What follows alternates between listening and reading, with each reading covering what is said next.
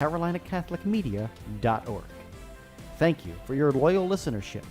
We hope you enjoy this special Sacred Heart Share-A-Thon program. And hello, everybody, and welcome to this very special Sacred Heart Share-A-Thon here on the Carolina Catholic Media Network. My name is Bill Snyder. It's wonderful to be with you all, and we are very excited to have the host of the obligation, Jason Murphy, with us right now, and he is going to be sharing with us his show live. So we're going to take you to him and his wonderful guest. Welcome to another week of the obligation. My name is Jason Murphy. We have a very special episode here. This is our first episode we are doing live. I don't know if it's a foreshadowing of things to come. I don't know. It might be the beginning of the end. Who knows where it's going to go. But anyway, we appreciate you all tuning in, especially during the Carolina Catholic Media Sacred Heart Share-A-Thon Pledge Drive. I just got off of a great conversation with Keith Nestor from Down to Earth Ministries. Keith was a speaker at the previous men's conference here in Charlotte.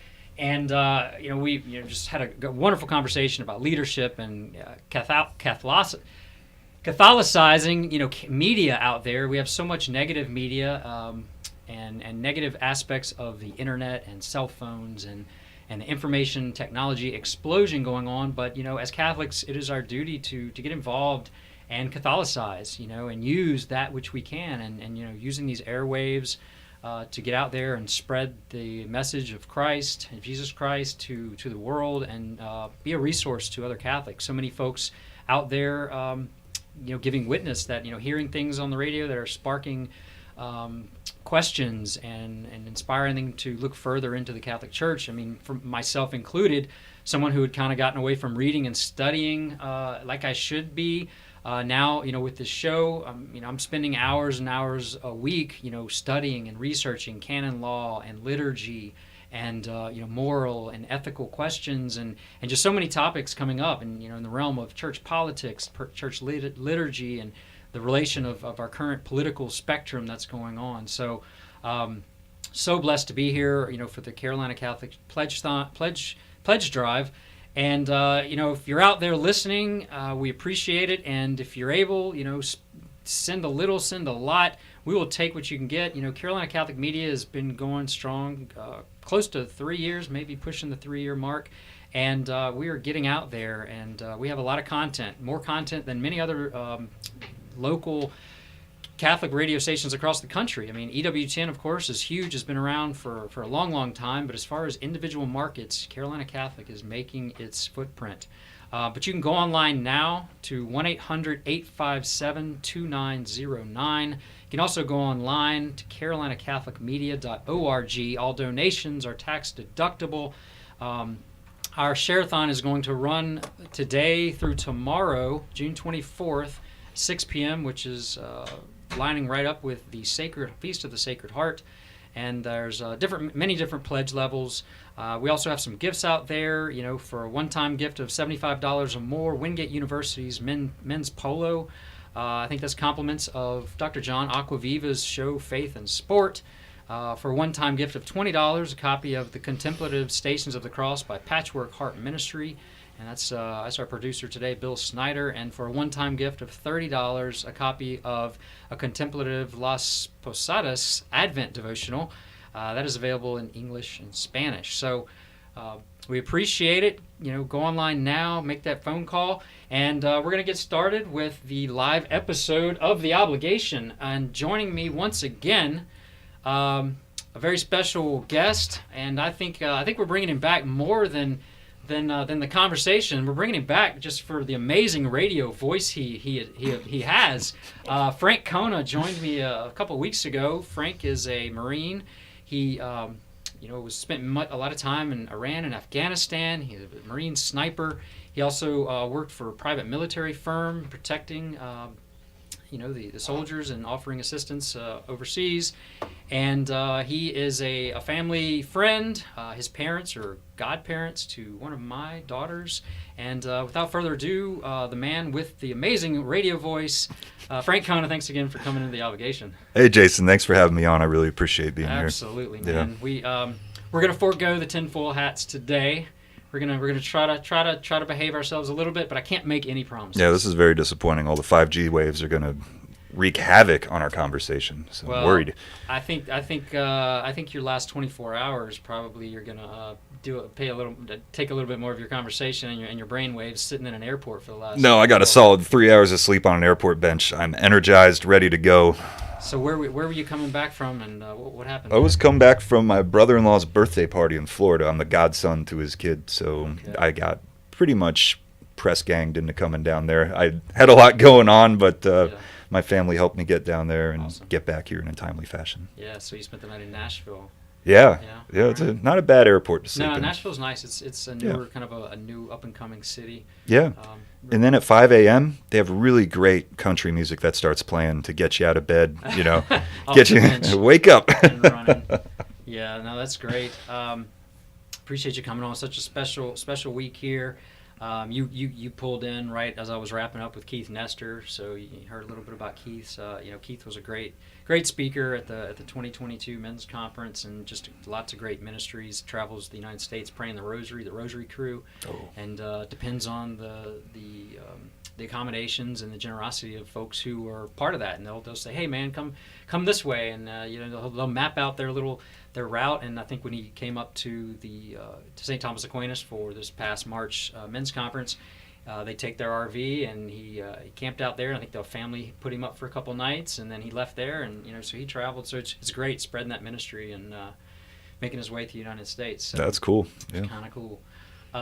So we're coming off Father's Day. Were you in Florida for Father's Day with your dad? Was he down? Were y'all down there for that? Was last weekend? Or?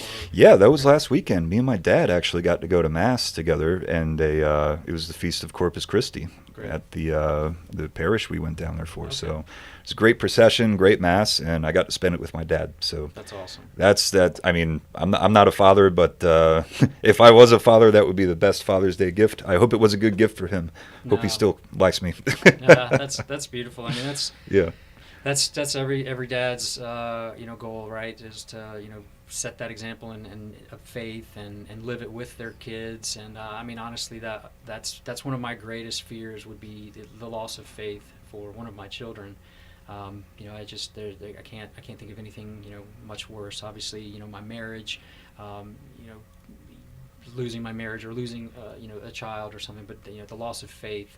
I shared a story on the Obligation Instagram yesterday. I was out with the boys. We were walking the beach, and we were looking for shark teeth because we were down at the beach as well on the North Carolina coast. And I didn't really learn about shark teeth until maybe about 5-6 years ago. I mean, I grew up in Louisiana. We'd go to Florida or Mississippi, Alabama, and that was just never something that we talked about or even looked for, or even knew were out there. And we even went to the North Carolina coast several years and never really even looked until one day, we were just kind of walking, and they said, "Oh, did you find any shark teeth?" And we said, "No, we didn't know you could." And so we kind of started, and Jude, my oldest, he was probably the only one at that point. He was 3 or 4 years old and didn't really understand it. So as we grew, it was kind of my little hobby, looking for these shark teeth. And as they've gotten older, they've become pretty good at it. And I mean, they'll find hundreds in a day, which is crazy. Like, you don't think they're out there, but a lot of people say, "Well, do you think there's sharks out there?" And I say, "Well, just take your finger, dip it in the water, taste it, and if it tastes salty, there's a shark in the water." And I can attest to that. And I don't do a lot of surfing anymore. I used to surf more, but I don't dangle my legs over the surfboard out in water that's over my chest deep, because I have caught some 10-foot and 12-foot sharks within 5 feet of the North Carolina coast, and I've seen the number of sharks coming up to the beach. I was fishing the other day, just right there up to my knees, and one came up and was about 3 or 4 feet from me, and I popped him on his head. He's about a 4-foot little reef shark. And he took off, and of course he's just being curious. But they're out there, sharks are out there, and if sharks are out there, the shark teeth are out there. So anyway, we were looking, and I was just standing there, and I was admiring, and I was just astonished, because they've actually gotten better than me at finding them. So my eyes probably are getting worse, so it's tough for me to see them here and there. And I was just thinking, that's what men are about. I taught them that, right? They didn't know that skill or that, hobby. They didn't know anything about that until they learned it from me. And I was thinking, now they're doing it better than me. And my prayer is, and what this post was that I put on Instagram was that I hope that my children are better than me in everything except sin, and especially the practice of their faith. And it just gave me, I just thought of that. I'm like, man, that is our jobs, right? I mean, that's our duties. Wasn't that what your dad was doing when he was forming you? And now you, a man practicing his faith and able to go to Mass on Father's Day with your dad. And what a special gift, such a right? blessing. I don't have to go visit him at some apartment complex or anything. Parents are still together. They go to Mass together. I go to Mass with them. It's such a blessing. So. Yeah, I mean, so your dad, he's a big Marine too, right? I mean, yeah. so you just look at your dad's a staunch, solid Catholic man, Catholic gentleman, and that's why I joined the Marines, because of my dad. I mean, my dad growing up was the man. He was a model for what masculinity was, and he wasn't a slouch or anything. Like he was a leader. He's a natural leader. He's masculine. He is a good Catholic. And I took all that as basically a model of how to be. And I kind of fell short in some areas, but just seeing him as a model for what you're supposed to be was tremendous. Yeah. Your dad, one other similarity, we could bring your dad in here because he's got one heck of a raspy radio voice too. We even made the joke the other day that you such a great voice, even along the lines of Wolfman Jack. I think back in the '70s, Wolfman Jack, he was spinning the albums and coming on. American Graffiti. So no, that's great. It has to start in our families. It has to start in our homes, and if we can't lead in our homes, there's no way we're going to be able to go out and lead and in society or lead in our church environment. We have to be leaders in that domestic church. That's where it starts. If we can't lead there, and I mentioned to Keith, I was coming back from the beach and listening to kind of a Christian radio station, and they have some really good talk, speakers on there, ministers, and they were talking about leadership and men's ministries, and he was just saying, across the board, faith and doctrine is being attacked. It's not just the Catholic Church. We've dug in, and we're going to continue to dig in and discuss it. But across the board, doctrine is under attack in all realms of Christian denominations, the Baptists or the evangelicals, and he made a point. His point was, a real test of a true leader, a real leader, is who's following, and where are they going, and and if you've got we talk about our dads, and you're following your father, and you went in the Marines to emulate your dad, and you've lived your Catholic faith, and that is that's it. That is what it's about. Not just our sons, it's our daughters.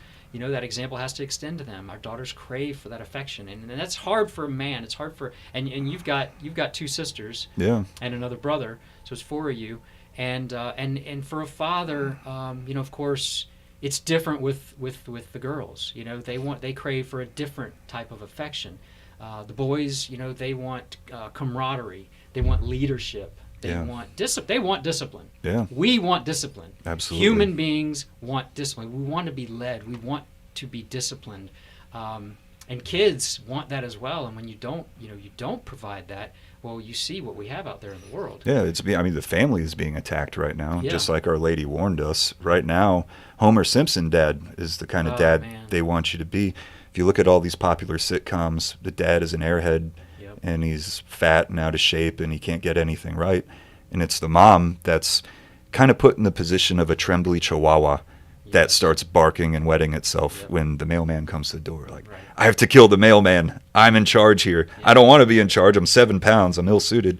But they feel like they have to because the dad's an airhead. That's right. And so that's really just part of the bigger attack on the family. The family being like an icon of the Holy Trinity. Yes.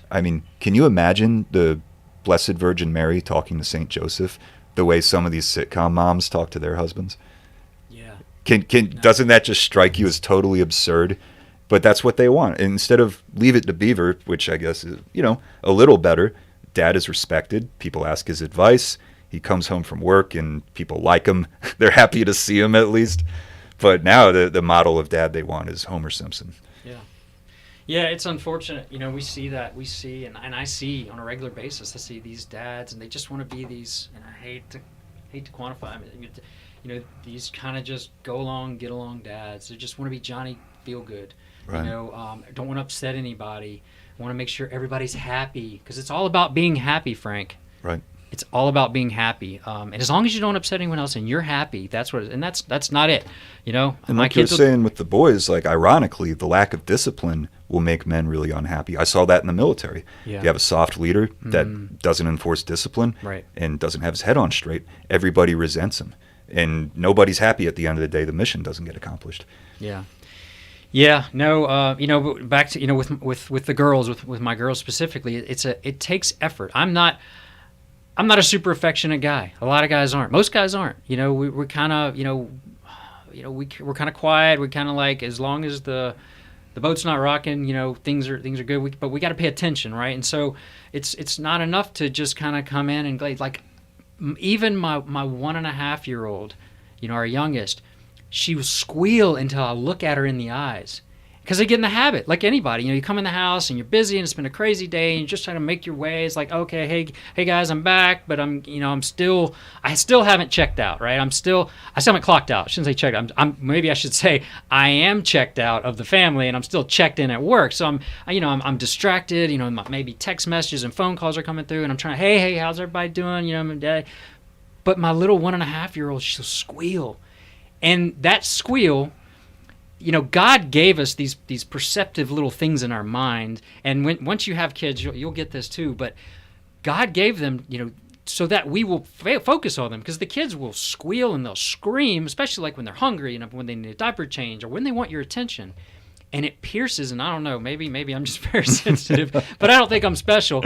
But it pierces a certain particular part of your brain that you gotta pay attention. You gotta, and Yeah. and I'm like, I'm so sorry, and she's down there looking at me, waiting, and I might like pat her on the head, but if I don't look at her in the eye and make that contact, it's you can just see the difference. And all the girls, they need that affection, that eye contact. The boys, I can come up, put them in a headlock and pop them on the head. I'm sure your dad did the same thing. Yeah. And that's guys, that's a different kind of affection. That's just an acknowledgement, right? Yeah. Guys don't need a lot of that typically. They just need like, hey, I'm here. Give me a high five. Give me some dab.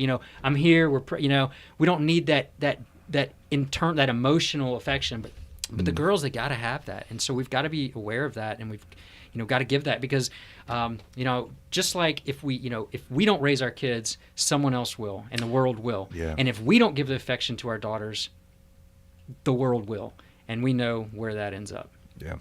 So the world is there, and definitely we'll take them and we'll give that affection, and we'll definitely not use and abuse, like I was talking about earlier. Our Lord will use and abuse us, for the greater glory, but the world will use and abuse us and throw us away. But anyway, we are here, live episode of The Obligation. Our producer, Bill Snyder, back behind the scenes, running the show, running the Share-A-Thon. Bill, we really appreciate you being here with us. Frank Kona in the studio, sitting with me for our first live episode. We are in the midst of the Sacred Heart Share-A-Thon on Carolina Catholic Media. The phone number to call in and donate is 1-800-857-2909. You can also go online and make your tax-deductible donation at carolinacatholicmedia.org. The Share-A-Thon is running until tomorrow, June 24th at 6 p.m., which is the Sacred Heart, according to the Novus Ordo rite, the Latin, the rite of the Church. We're not talking about the traditional Latin Mass. I know that the Sacred Heart was, last Sunday, but it's transferred with the feast of the Precious Body and Blood, which was celebrated last Sunday in the church, and so tomorrow will be the Sacred Heart. We have lots of gifts for any donation, any size. So go online, make that donation, make it count. We really appreciate your support. We are alive and well and thriving and sending out Catholic message and content to the folks of the Charlotte and surrounding areas.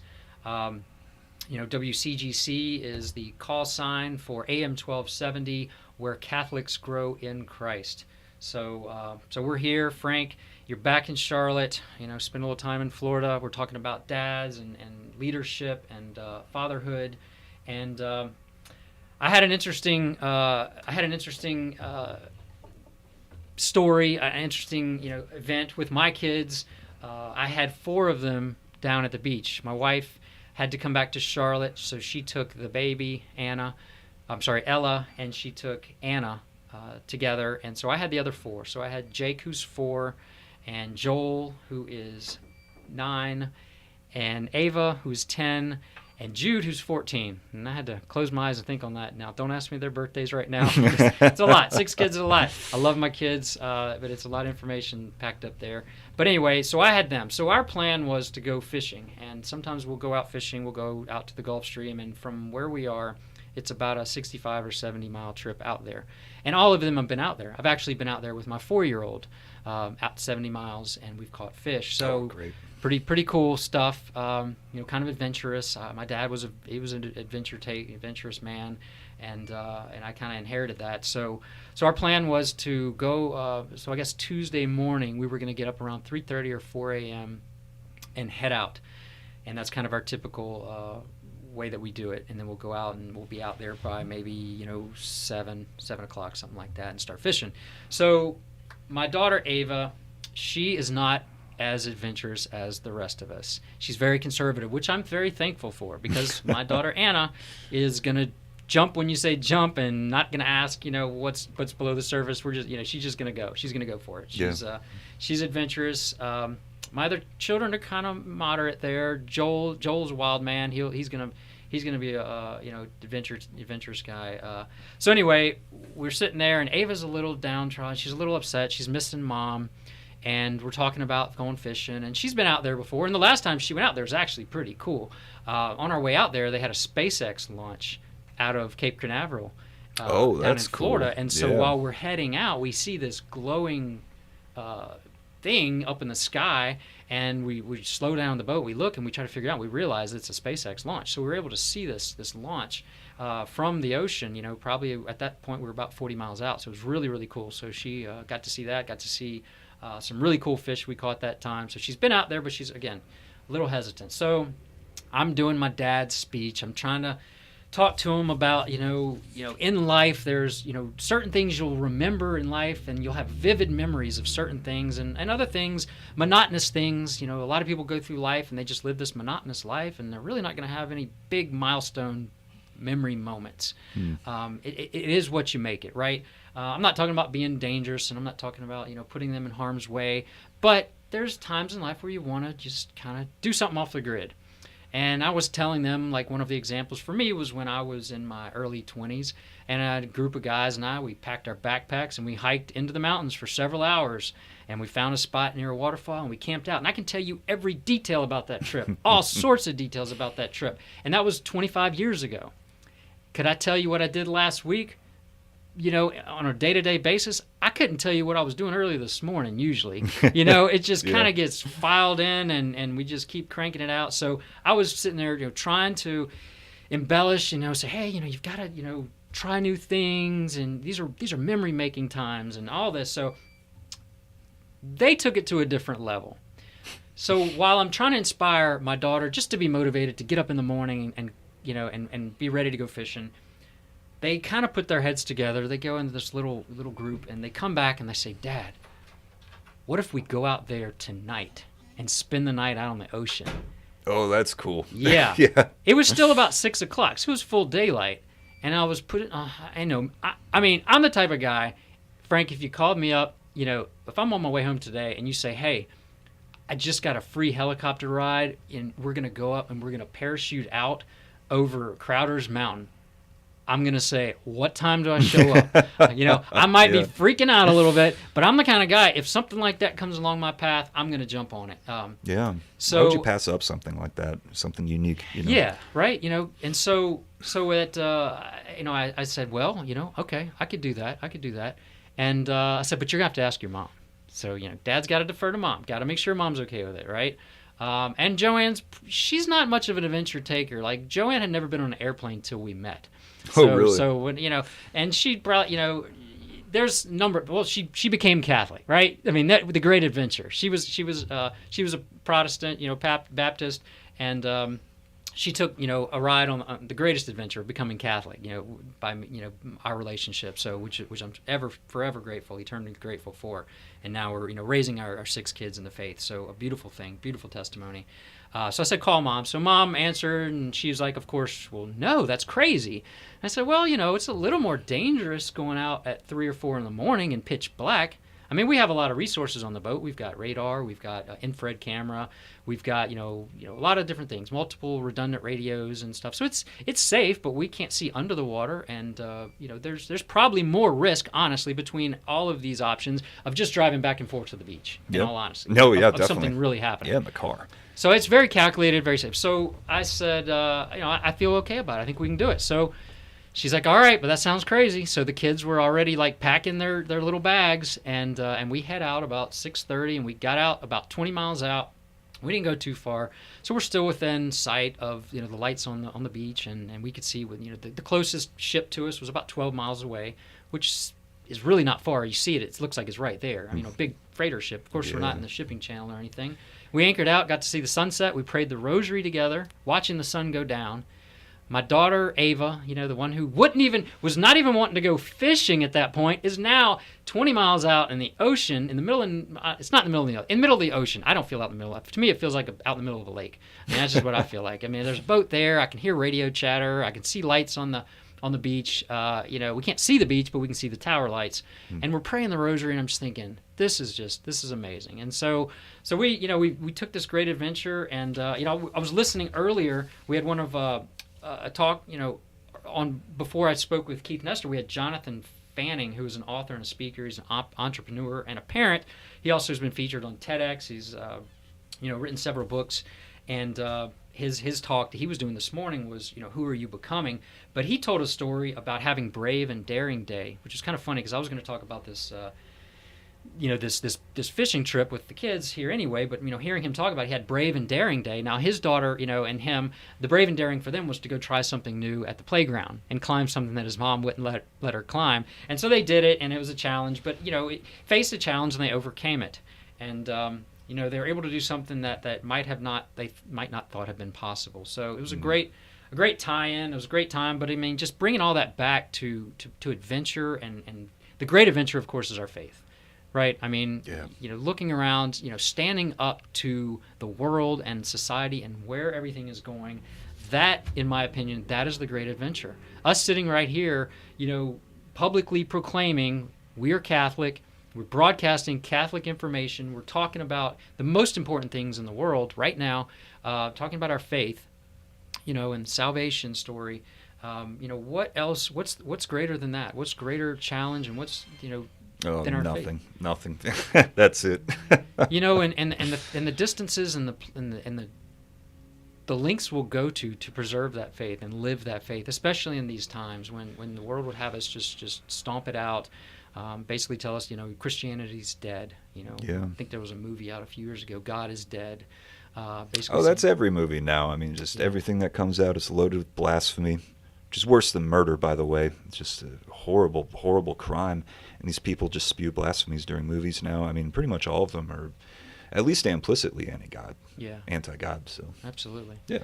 So speaking of these challenges and this kid, they want to trust and they want to follow, and we got to be careful as and not just fathers, because Frank, you're not quite there yet, but just being an example and a leader in your small community, in your friend circle or work circle or church circle. I mean, those are high callings, right? I mean, yeah. I'll tell you a story about my dad. Yeah, that's what I want. I was about to ask. Yeah. So we he was really great at screening the media that came in to the house. He didn't have any filth, any blasphemy, none of that. So he used to record TV movies with a VCR, and then we would watch them. And he had Top Gun.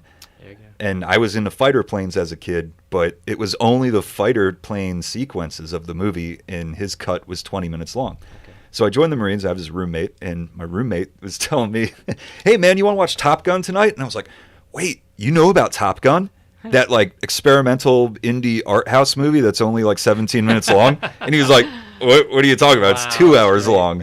And I was like, no, it's just there's no plot development. There's no like real There's no Kelly characterization. McGillis? He was like, no, there's the romance he had with the teacher. I was like, what are you talking about? There's no women in Top Gun. He's like, they had the beach volleyball thing. I was like, what? Mm-hmm. So I watched the movie. I was like, whoa, my dad's cut is way better than the actual version of this movie. Yeah. And my dad just went around great.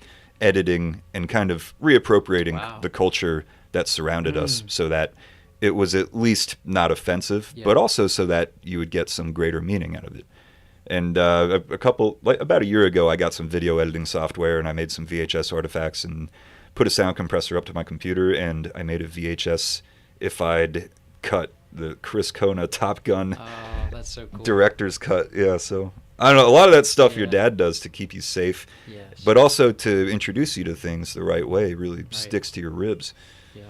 No, that's a great story. Yeah. Chris Kona, I can see that. And, Oh yeah. I mean, we go to great length as well, and we have to be very careful, with what content and how when it's brought into the house or how it's brought into the house. Because Yeah. eventually, some way, your child's going to be exposed, whether it's at school or even God forbid, in a church setting, there may be something said that your kid may not be aware of, and that's going to come home, and how is your child going to go about finding out about it? Do they feel comfortable coming to dad or mom and saying, hey, I heard this, what is this about? Or are they going to go and find it, and find it in a way that, and that's happened. That I've seen it happen with my own kids.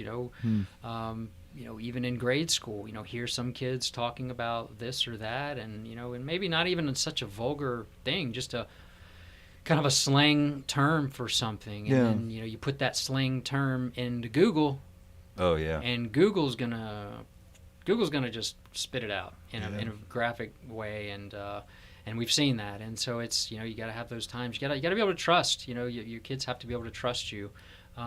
So as a dad, do you think there's a danger in going too far in trying to put your kids in a bubble, or do you think that's a good thing? Because I'm still haven't had my mind made up really about where to go and how far to go with trying to shelter your kids from all the nonsense. Yeah, that's a great question, and it's one that I think about a lot, because I've seen and I've heard, and I can be witness to that into a certain respect. I went to an all-boy Catholic high school, and it was very sheltered, very protected. And even though we were nominal Catholics, my parents still had the thoughtfulness to put me in a Catholic school, and especially a all boys school. I wanted to go to the co-ed school. Most of my close friends, went to the co-ed high school, which was still a good school. It was a Catholic school as well. But the educational benefits and just the discipline and things that were at the all-boy high school, outweigh that, and my parents really pushed, and so I ended up going. But that being said, my freshman year, my mother, we moved up to North Carolina. My stepfather and her, they decided to move, so we ended up moving up to Charlotte, and I enrolled at North Mech. So that's in North Charlotte, and that's a public school. And again, even though I was in that environment, and we were nominal Catholics, I really, we really didn't go to church every Sunday. When I was presented marijuana in the bathroom as a freshman, as a 15-year-old, and around some other stuff, I didn't know what it was, but I knew I shouldn't. I kind of knew enough about it, and I didn't get involved with it at that point. So I think, thank God. so there was enough there. Now, as far as the bubble, I guess it's two sides there. I guess that that kind of bubble, I think it provided some insulation and protection of choices, even though I didn't have a good spiritual grounding. But then as I moved back to Baton Rouge and finished high school there, and then went off to LSU. I kind of went crazy. But I don't think I went crazy because of the insulation, the discipline. I went crazy because I had no faith. And I just succumbed to everything around. And, of course, coming from the environment, it was a very disciplined environment. And when you have discipline, but it's not really backed by a lot of strong faith, it only works so long, whenever the temptation comes around.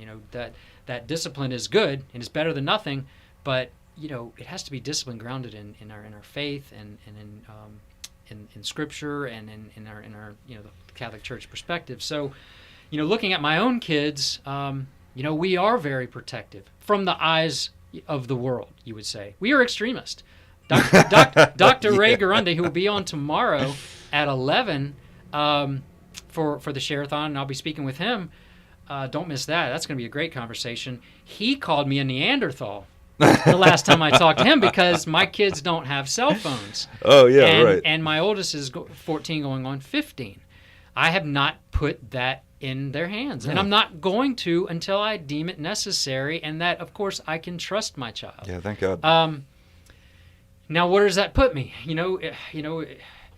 My child, they're going to be exposed to it at some point. At some point. And I've told them this. I said, Jude, David, Joel, Anna, Jacob, Ella, all of y'all. My duty as a father is to make sure you know the faith. I've got to do everything I can while you're here with me. And I don't know how long that's going to be. It might be till you're 18, it might be 19, maybe 20, 22, 23. I don't know. Maybe after 23, we might have to have a conversation if you're still with me. I'm never going to kick you out unless you just become like a lazy bum. And then I'm going to kick you out. And my mom kicked me out, and I wasn't really a lazy bum. I'd gone into the seminary and I really didn't have a plan put together. And she said, "You got 2 weeks." And oh, wow. And my 2 weeks came, my 2 weeks went. I didn't have a plan, and she's like, "Well, you're gone by Friday." And I wouldn't be sitting here right now because I wouldn't have gone out and made my way in the world and found my way and worked as hard as I worked to establish the comfort zone is murder to a man's spirit. I've got a friend who's going on 50 who really never got out because he never was forced to get out, and very talented, very smart individual, but just kind of stayed there. And honestly, I probably would have stayed there. So that's kind of digress there. But back to with my kids, I'm not going to force them out. But as long as they're within my house, I'm going to do everything in my power to instill faith and morals and ethics and discipline into their lives. And I was very, very blunt the other day with my oldest, of course, 14 going on 15. You've been there. I've been there. We know everything at that age. Oh, yeah. I told him, and maybe I was a little strong in telling him and how I told him, I said, if I can't do it, I will bring other adults in who can, or I will ship you to someone who can. Because at that point, I'm going to say, I have done everything in my capability, and I am not able to. I'm not going to kick a dead horse. I'm not going to continue beating that horse into the ground if I can't get it up. Yeah. I'm going to turn it over to someone else. I'm going to turn it over potentially to a priest or a Catholic psychologist, or I'm going to send them to a boarding school, a Catholic boarding school, because I have that responsibility and that duty, and I feel so strongly about it that I'm not going to be that parent. I am not going to be that dad that just says, "Oh, well, I can't make them do it, so I guess that's the way it is." Not me, brother. Yeah. Not me. So, back to this bubble. So no cell phones, right? I'm not going to put that in my hands. I know how addicted I am to the stupid thing. I know the amount of content that pops up randomly that's tempting to me. Oh, it's Am insane. I going to put that in the hands of my 14-year-old? Why? And that's on the old end of the spectrum of kids. Kids in 2nd and 3rd grade, 10 years old. Parents are just like, "Oh, it's what everyone's doing." No, man. that's crap. I'm sorry. I know we're on the radio. I shouldn't have said that. But you do not. I mean, how can you put that access? You didn't say anything wrong. How can you give that access to a child that has the brain the size of a pea with no morals and no ethics, and now you've just given them a plug-in to the world? Let me tell you a really insane anecdote I read on the internet. There was this mom posting on Reddit, and she said, "My daughter won't look at me. She won't talk to me. She doesn't say my name, but the only time she'll come up to me and say something to me is when she wants something, and she'll say, 'Alexa,' and she's like, 'What's that word mean?' She was calling her mom Alexa because they were so plugged into iPad's voice activation stuff. It's really like freakish George Orwell 1984 type stuff we're going through right now. It is, and back to this, this kind of like, oh well, that's just the way it is. I am starting to hear stories from people very close to me about friends of friends or family friends whose children, 10 to 12, 14 years old, that are considering, transitioning genders. Yikes. And so the parents are saying, well, we sent them to a psychotherapist or a psychologist, and the psychologist said, just go with it. Just go with it. And these parents are saying, oh, well, they want to be called, Bob, but, or they want to be called Bob, but, it's their name's Betsy, or their name's Joe, but they want to be Josephine. And we're just, that's what we're doing. Like, you're condoning it. How can you allow a 10-year-old, my 10-year-old can't go to the toilet properly, okay, and flush the toilet. My 10-year-old can't open the refrigerator and put something back. My 10-year-old, how are you going to give the choice to choose their sexuality? Yeah, that's insane. If you don't know your sexuality, you have no grounds, no basis of anything. Well, if you don't even know the most basic piece of who you are. Yeah, I mean, when I was 8 years old, I thought I was Indiana Jones, and that was fine. I thought I was Batman. Yeah, and that's okay, because there's no danger of you becoming Indiana Jones or Batman. There's no danger. It's a harmless fantasy. But when the fantasy becomes something that's very real, something that the police can come to your house and shoot you and take your kid to enable, it's something that can literally happen. It's worse than playing with fire. I mean, it's very bad. Yeah, and I mean, I look at this, and back to our point about kids wanting to be disciplined, and kids craving that, and Catholics wanting to be led, men wanting to be led, and if the parents aren't going to teach and aren't going to lead their kids, they're not fulfilling their obligation. Right. That is their duty. And again, we try to be forthright. You want to have conversations with your kid. You want to bring up things. You want to address things because you want them to be able to come to you. Because if they don't go to you, they're going to go to others. And if they don't go to others, they're going to bottle it up. And I mean, look at the rate of suicide attempts and suicide amongst kids. I've even heard that in my own family. We've had issues with that. Oh, man. People under 20 years old, because they feel like no one's there, no one understands, no one to talk to. And it's you got to have those conversations, and they're not easy. Like, the kid's going to look at you like you're crazy when you come to them with a topic that you have to talk about. But I mean, these are things that are real that you have to talk about and you have to bring up. And it's so interesting to see, when we get together in the evenings, we have dinner and we usually sit down and we'll pray the rosary together. But before we pray the rosary, we'll have like family meetings. And I would call it, my wife or I would, typically begin, when we started this, we'd start the family meetings like, hey, we got to have a talk. Yeah. You got to start doing something about this trash in your bedroom. You got to be doing something about the way you're treating your brother or sister. You got to be doing something about, the way you're, not paying attention during the rosary or not cleaning up after, whatever, all a number of things. But interestingly enough, the kids will come to me or come to Joanne and say, hey, can we have a family meeting before we pray the rosary tonight? Like, they crave that. They want stability. They want discipline. They want boundaries. Yeah. And a lot of times it's, maybe one of the other kids is being, unfair with them. Or maybe, maybe something happened at school. Maybe, and those are, for the kids to be able to feel comfortable. And I think that's the thing. That's it. You got to be careful. You got to have discipline, and you've got to have correction, but you've also got to have that love and that side. When I with my oldest, with Jude, he's 4 years older than all the rest.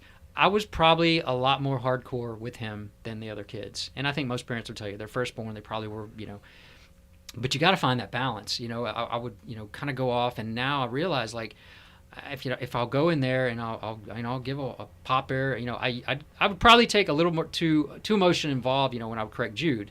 And now I make sure it's like one good one or maybe two good ones, but you got to have that control. But then after that, I'm going to go up to him, I'm going to give him a big hug and say, hey, I hate disciplining you. I hate taking this away from you. I hate doing this. Like, this is the last thing I want to do is take it pains me for you to experience any sort of pain, whether it's whether it's a physical pain or whether it's a neglect pain, like I'm taking something from you and you don't, or a lost pain, if I'm taking your, whatever stupid little thing, whether I'm putting you in your room and you don't get to go to the party, or whether you're going to have to sit this out and not go with mom to go do this or do that.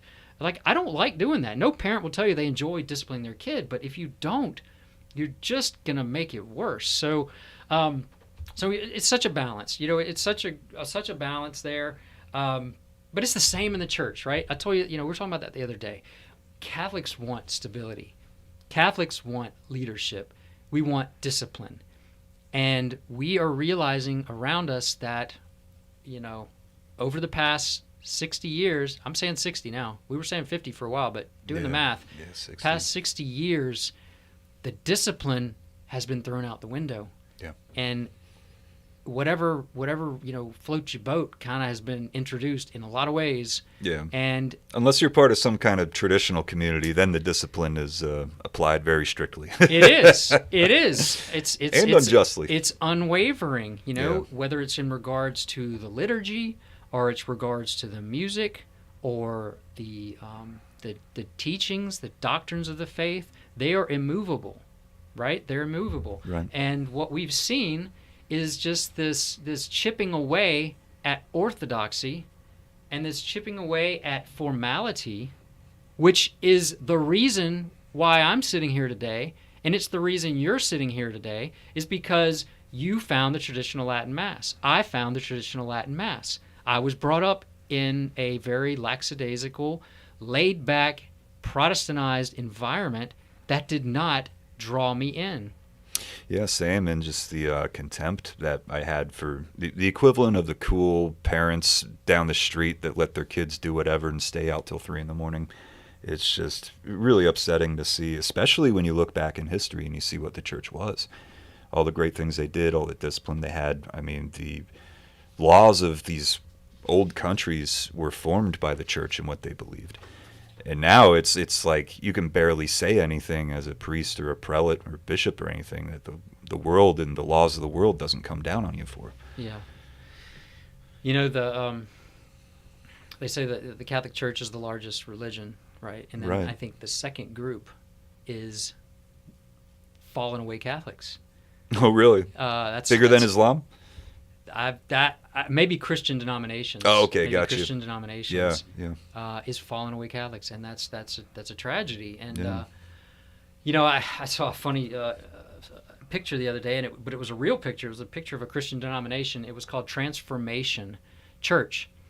And okay, that doesn't sound too bad, right? I mean, I guess from a Protestant perspective, transformation. We're transforming from sinners to Christians and living lives of faith.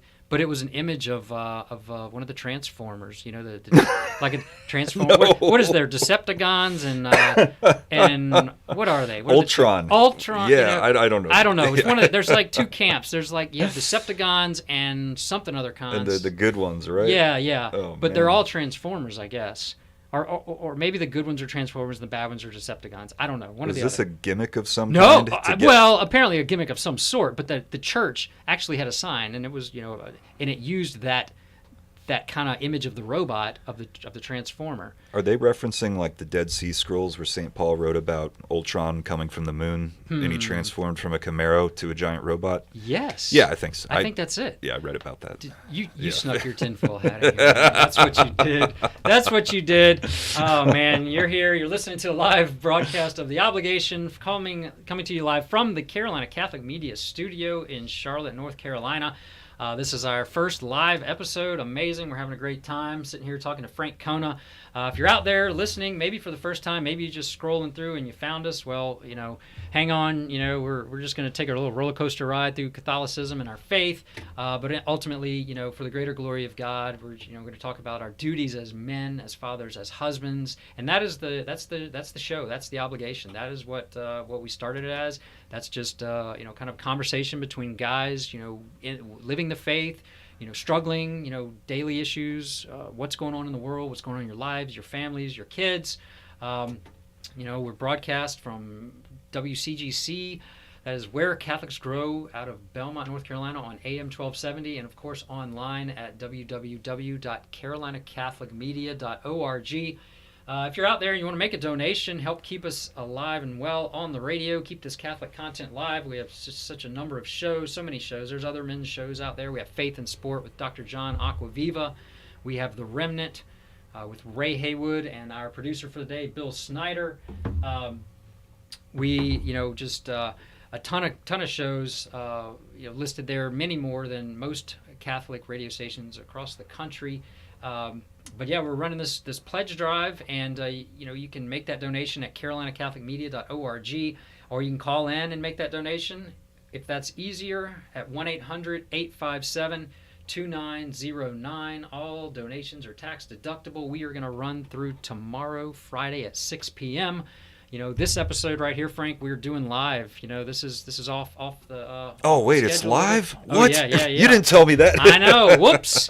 We're here live, and instead of tomorrow at 5 p.m. is usually our show time. Fridays at 5, but we are coming to you live today. So the pledge drive will run through tomorrow, and then you'll hear this show replayed, all next week, and. We've just continued to go. We've got, like I said, we've got Dr. Ray Garundi coming on tomorrow at 11.